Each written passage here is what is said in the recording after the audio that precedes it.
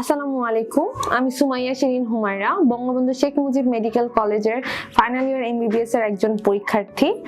আজকে ভিলেজ নিউট্রিশনের পক্ষ থেকে আমরা আপনাদের সাথে কিছু স্বাস্থ্য বিষয়ক টিপস শেয়ার করব। আমাদের কাছে একটা কমন কোয়ারি যেটা থাকে বা বাচ্চার মা বাবাদের একটা কমন টেনশন ইদানিংকাল দেখা যায়, সেটা হচ্ছে বাচ্চার মুখে রুচি নেই, বাচ্চা খাবার খেতে তীব্র অনীহা। আমি যে খাবারই দিতে চাই আমার বাচ্চা খাবার খায় না, বাচ্চা খাবার নিতে চায় না, তার মেজাজ খিটখিটে থাকে, লং টাইম পর্যন্ত বাচ্চা না খেয়ে আছে, স্টিল বাচ্চার খাবারের প্রতি কোনো আগ্রহ নেই বা বাচ্চা খাবারটা নিতেই চাচ্ছে না।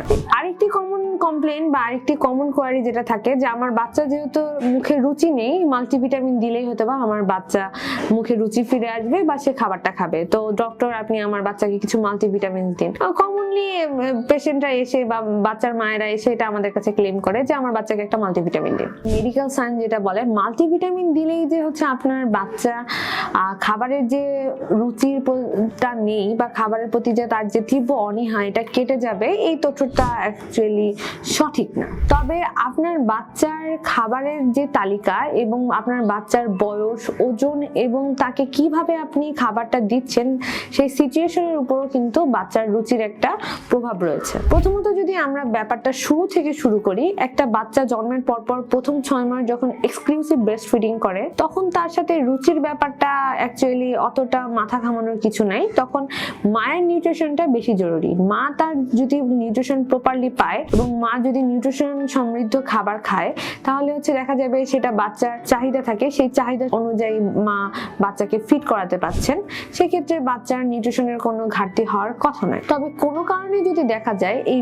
এক্সক্লুসিভ ব্রেস্ট ফিডিং পিরিয়ডটায় মায়েদের নিউট্রিশনের অভাবে বাচ্চারা যে দুধটা পাচ্ছে বা পর্যাপ্ত পরিমাণে পেল না, বা মায়েরা ম্যালনিউট্রিয়েন্ট থাকার কারণে যে দুধটা বাচ্চা নিচ্ছে তার ফলে বাচ্চার শরীরে মায়ের শরীর থেকে বা বুকের দুধের মাধ্যমে যে নিউট্রিয়েন্টস গুলো যাওয়ার কথা সেই নিউট্রিয়েন্টস গুলো হচ্ছে বাচ্চা প্রপারলি পাচ্ছে না। তার মধ্যে একটা উল্লেখযোগ্য নিউট্রিয়েন্টস হচ্ছে আয়রন। যখন 6 মাস বয়সের পরে বাচ্চারা যে খাবার খেতে চায় না বা অরুচি হয়, বিজ্ঞানসম্মত কারণ হচ্ছে বাচ্চার শরীরে আয়রনের অভাব। আয়রন ডেফিসিয়েন্সির পাশাপাশি বাচ্চাদের আরেকটি যে ব্যাপারটা আমরা লক্ষ্য রাখতে পারি, 2 বছর বয়সের মধ্যে কিন্তু দেখা যায় যে বাচ্চারা অনেক ইনফেকশিয়াস ডিজিজের আক্রান্ত হতে পারে বা বাচ্চাদের কিছু জেনেটিক্যাল ডিজিজ থাকতে পারে যেটা বাচ্চার প্যারেন্টসরা হয়তো খেয়াল করে না বা বাচ্চার প্যারেন্টসরা ইজিলি মানতে চান না। এই ধরনের সমস্যার জন্য আপনার বাচ্চার অরুচি হতে পারে এবং বাচ্চার খাবারের প্রতি যে একটা তীব্র অনীহা সেটা দেখা দেয়। এক্ষেত্রে আপনার অবশ্যই উচিত একজন এক্সপার্ট পেডিট্রিশিয়ান অথবা একজন সার্টিফাইড ডক্টরের সাথে কনসাল্ট করা। 6 মাস বয়সের পর থেকে যখন আপনি আপনার বাচ্চাকে নতুন নতুন খাবারের সাথে ওরিয়েন্টেড করাচ্ছেন তখন কি করলে বাচ্চার খাবারের রুচিটা বৃদ্ধি পাবে বা সহজে অরুচি আসবে না। প্রথম যে ব্যাপারটা হচ্ছে বাচ্চাকে আপনি সবগুলো খাবার একসাথে দেওয়ার পরিবর্তে তাকে এক এক দিন এক একটা খাবারের সাথে পরিচিত করাবেন এবং তার খাবারের একটা প্রপার চার্ট করবেন বা একটা ডায়েট লিস্ট বানাবেন যেখানে প্রত্যেকদিন কিছু পরিমাণ কার্বোহাইড্রেট, কিছু পরিমাণ প্রোটিন এবং ফ্যাট জাতীয় খাবার সুষম অনুপাতে থাকতেছে। একদিন আপনি দেখা গেল আপনার বাচ্চাকে ডিম খাওয়াচ্ছেন, তো আরেকদিন আপনি ইজিলি তাকে মিট খাওয়াতে পারেন এবং অন্য দিন দেখা গেল তাকে আপনি খিচুড়ি খাওয়াচ্ছেন। ডাল, মাছ, মাংস, ডিম এই সবগুলো কিন্তু প্রোটিন এবং ফ্যাটের একটি গুরুত্বপূর্ণ আধার বলা যায়। এছাড়াও তাকে পাশাপাশি আপনি আপনার ডে টু ডে লাইফে যে খাবারগুলো খাচ্ছেন সেই খাবারগুলোর সাথে আস্তে আস্তে পরিচিত করাবেন। তো প্রথম দিকে চেষ্টা করবেন মানে 6 মাস বয়স পার হওয়ার পর থেকে শুরুতে তাকে প্রথমে ব্লেন্ডেড খাবার দিতে এবং খাবারগুলোতে যাতে মশলা অ্যাড না থাকে, কারণ বাচ্চাদের হজম শক্তির একটা ব্যাপার থাকে।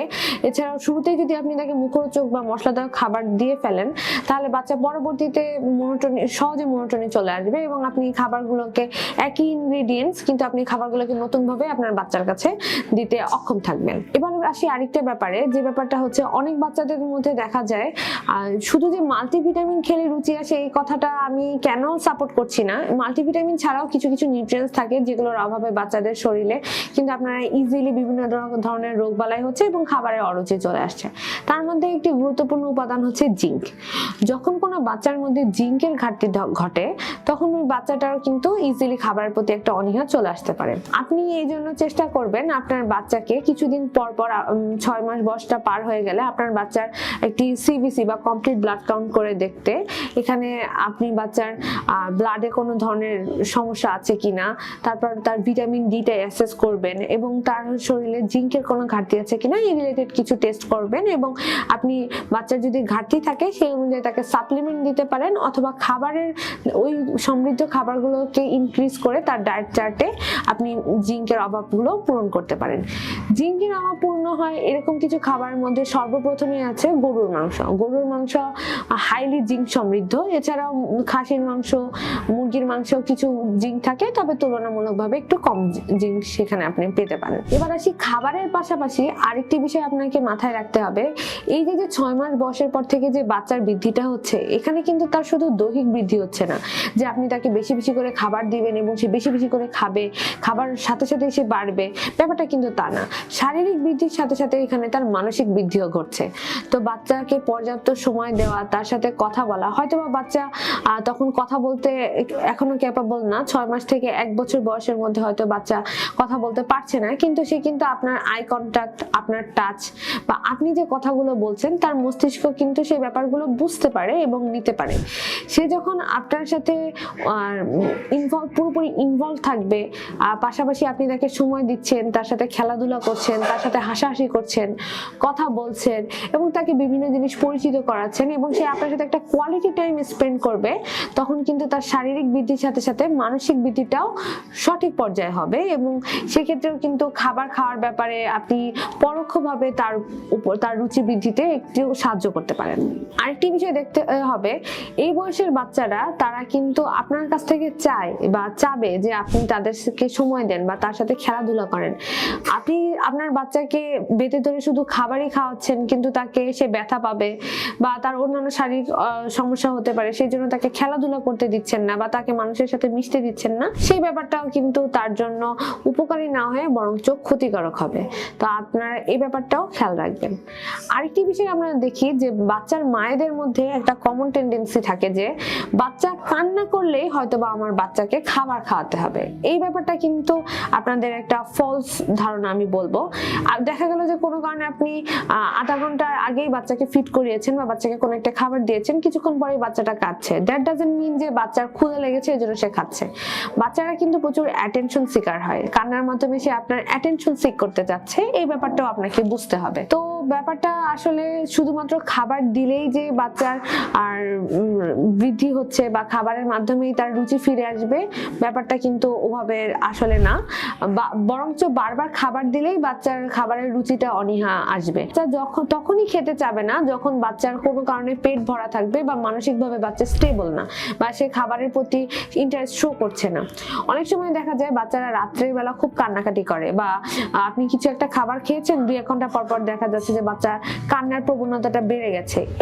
সেই ক্ষেত্রে কিন্তু আমাদের মাথায় রাখতে হবে যে বারবার ফিড করানোর কারণে হয়তো বাচ্চার পেটে ওই খাবারটা প্রপারলি ডাইজেস্ট হয় নাই বা ইনডাইজেশনের জন্য তার পেট ব্যথা, পেটে গ্যাস, এই ধরনের সমস্যাও দেখা দিতে পারে। তো বাচ্চার অরুচি আছে এই কারণে সরাসরি তাকে মাল্টিভিটামিন সাপ্লিমেন্টস বা অরুচি কেন হচ্ছে এটার কারণ খোঁজাটা সবার আগে বেশি জরুরি। আপনি যদি কারণটি খুঁজে বের করতে পারেন এবং সেই অনুযায়ী একজন পেডিয়াট্রিশিয়ানের হেল্প নেন এবং বাচ্চাকে সেইভাবে ট্রিট করেন বা আপনার বাচ্চার ডায়েট চার্টগুলো সেভাবে পরিবর্তন করেন, তাহলে বাচ্চার এই খাবারের প্রতি যে অনীহা বা অরুচিটা সেটা দ্রুত কেটে যাবে এবং বাচ্চা তার বৃদ্ধির সাথে সাথে তার যে খাবারটা লাগবে সে নিজ থেকে খাবার খাওয়াবে এবং বিভিন্ন রোগ প্রতিরোধ ক্ষমতাও তার দেহে বৃদ্ধি পাবে। ধন্যবাদ আমাদের সাথে থাকার জন্য। এরকমই কিছু স্বাস্থ্য বিষয়ক টিপস নিয়ে আপনাদের মধ্যে আবার হাজির হব। ততদিন পর্যন্ত আমাদের চ্যানেলে চোখ রাখুন।